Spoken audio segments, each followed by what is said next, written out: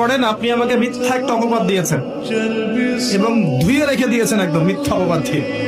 যতক্ষণ আমি আপনাকে মাফ না করছি, কাবা ঘরে গিয়ে গেলাফ ধরে কান্নাকাটি করলো, এই পাপ মাফ হবে না ইনশাআল্লাহ। এই অবস্থায় মৌত হলে কি হবে? পরকালে দেখবেন আমি দাঁড়িয়ে আছি আপনার জন্য, আপনার হিসাব হচ্ছে, হিসাব শেষ।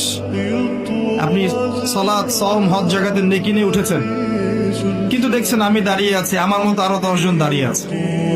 ওই 10 জনকে আপনি গালি দিয়েছিলেন, অপবাদ দিয়েছিলেন, তাদের গীবত করেছিলেন, তাদের সম্পদ বা সম্মানের হানি করেছিলেন। এখন কিয়ামতের মাঠে আপনার নেকি দিয়ে এই ঋণ শোধ করতে হবে, অন্য কোনো অপশন নাই। আর যদি নেকি শেষ হয়ে যায় তখন কি হবে? তখন আমার আমলনামা থেকে কিছু গোনা আপনাকে নিতে হবে।